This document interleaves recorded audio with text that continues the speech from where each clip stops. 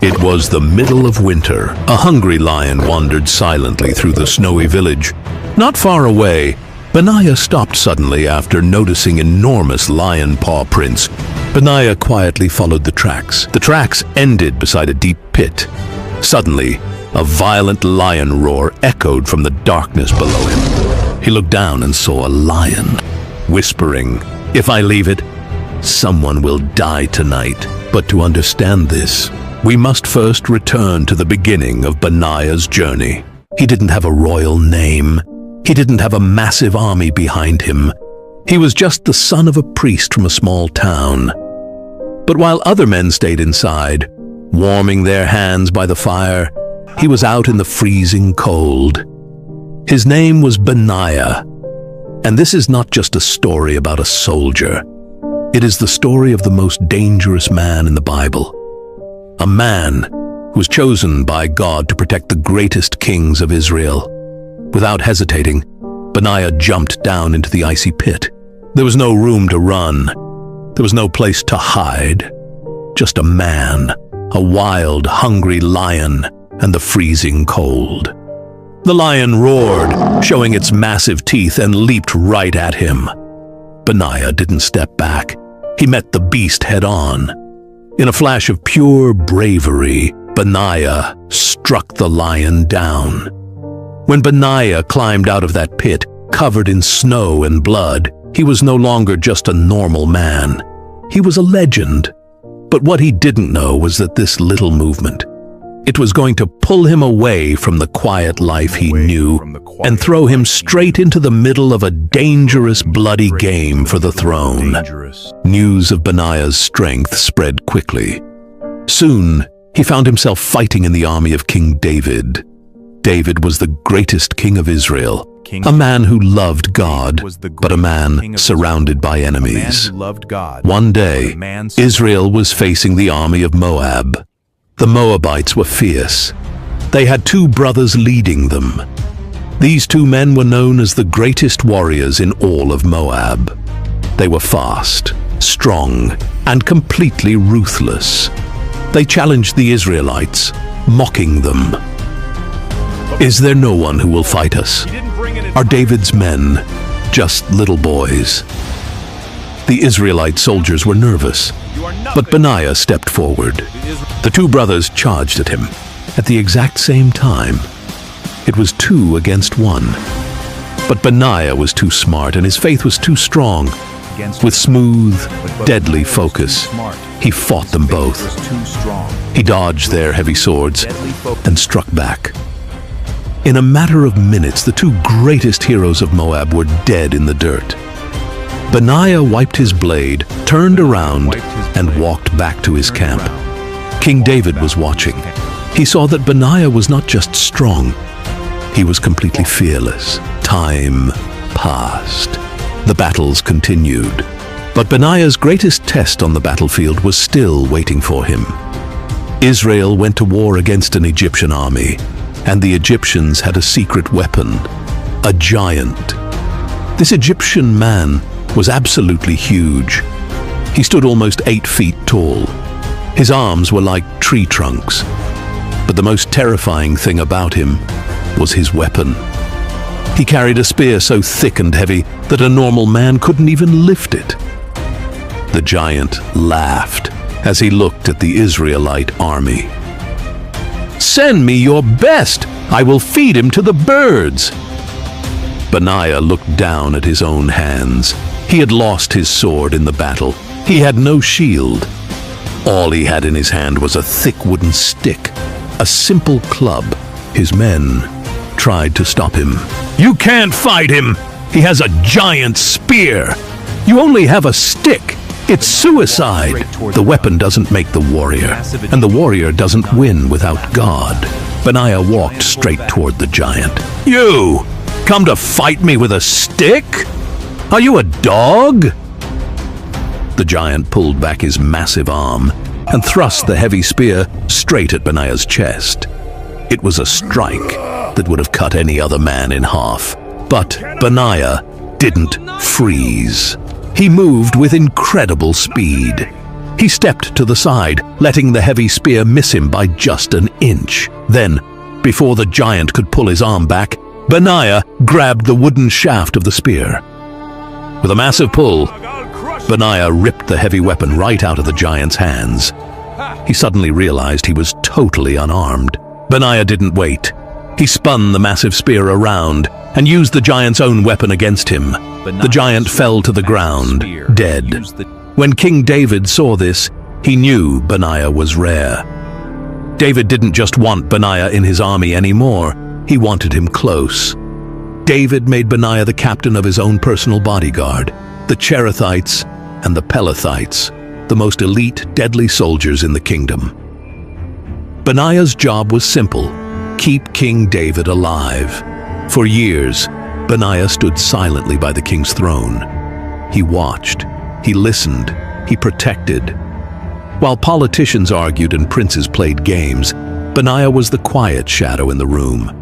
He didn't care about gold. He didn't care about power. He only cared about loyalty. But years went by, and King David grew old, very old. He could no longer lead the army. He could no longer walk outside. He stayed in his bed, shivering from the cold, even with heavy blankets. And when a king is dying, dangerous men start to get greedy. David had not yet announced who would be the next king, but God had already chosen Solomon, David's younger son. However, David's older son, Adonijah, was proud and greedy. He wanted the crown for himself. He knew his father was too weak to stop him. So, Adonijah made a secret plot to steal the throne. "My father is dying. The kingdom is mine. We will throw a massive feast. We will invite the army commanders. We will take the crown today." Adonijah was smart. He knew he needed powerful men on his side. So he invited Joab, the supreme commander of the whole army. Joab agreed to help him. Then, Adonijah invited Abiathar, the high priest. The priest also agreed to help. With the army commander and the high priest on his side, Adonijah thought he was unstoppable. They went outside the city, killed sheep and cattle, and started a massive party. People began shouting, "Long live King Adonijah!" But Adonijah made one massive mistake. He didn't invite Benaiah. He knew Benaiah could not be bought. He knew Benaiah could not be tricked. And he knew that if Benaiah was there, his plan would fail. Back in the palace, David's wife Bathsheba and the prophet Nathan rushed into the king's bedroom. They warned David about the plot. "If you die today, Solomon and I will be killed." King David was old, but his mind was still sharp. He knew what he had to do. He called for the only men he could truly trust. He called for Zadok the priest, Nathan the prophet, and Benaiah. "Take my royal mule. Put my son Solomon on it. Take him down to the spring of Gihon. Anoint him as king over Israel. Blow the trumpet and shout, 'Long live King Solomon! He will sit on my throne.'" David looked up at Benaiah. He needed to know that the royal guard was ready to fight. Because if Adonijah's men attacked, it would mean a bloody civil war in the streets of Jerusalem. Benaiah stepped forward. He didn't hesitate. "May the Lord, the God of my lord the king, say so too. Just as the Lord was with you, may he be with Solomon. We will make his throne even greater than yours." And just like that, the quiet shadow moved into action. Benaiah led his elite guards down the streets of the city. They put young Solomon on the king's royal mule. They marched down to the water. The priest poured the holy oil on Solomon's head. The trumpet was blown, and the people erupted into cheers. The sound was so loud, the Bible says the ground shook. Far away, at his secret party, Adonijah heard the noise. "What is that sound? What is that sound? Why is the city in an uproar?" A messenger ran into the party, completely out of breath. "King David has just made Solomon king, and Benaiah and the royal guard are with him. The whole city is celebrating." When Joab and the other guests heard Benaiah's name, Their blood ran cold. They knew what Benaiah was capable of. They knew they could not defeat him. Panic set in. The party was over. Everyone dropped their food and ran for their lives. Adonijah was so terrified, he ran to the altar of God and held onto the horns, begging for mercy. Solomon showed him mercy that day, but the kingdom was not fully safe yet. King David finally passed away, leaving his final words of wisdom to his son.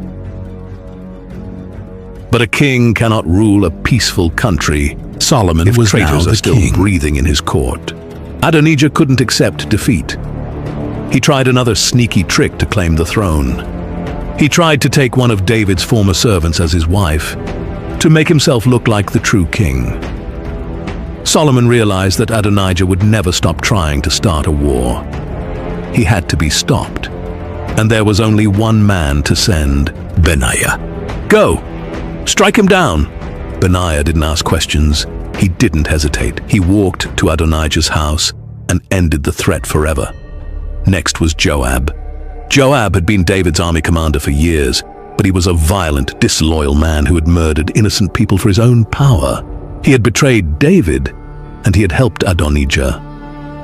When Joab heard Benaiah was coming for him, he ran to the sacred tent of God. He grabbed the horns of the altar, thinking no one would dare kill him in a holy place. Benaiah walked into the tent. The air was heavy. The king says, "Come out." "No, I will die here." Benaiah stopped. He was a soldier, but he respected God. He went back to King Solomon to ask what to do. Do as he says. Strike him down there and bury him. Take away the guilt of his innocent murders from my family. Benaiah returned to the tent. Benaiah raised his sword and brought justice to the kingdom. With the traitors gone, the kingdom of Israel finally had peace. King Solomon promoted Benaiah. He was no longer just the captain of the bodyguard. Benaiah was made the supreme commander of the entire army of Israel, the boy from a small town, the man who chased a lion into a pit on a snowy day. He was now the highest-ranking general in the most powerful kingdom in the world. He didn't get there by plotting in the shadows. He didn't get there by betraying his friends. He got there through fierce loyalty, through raw courage, and through an unbreakable faith in God. Hey guys, these videos takes many hours of hard work. If you could, please like the video and subscribe. Also, we want to see which countries our videos reach. If you could please comment which country you're watching from, it'll truly help us. See you till the next video.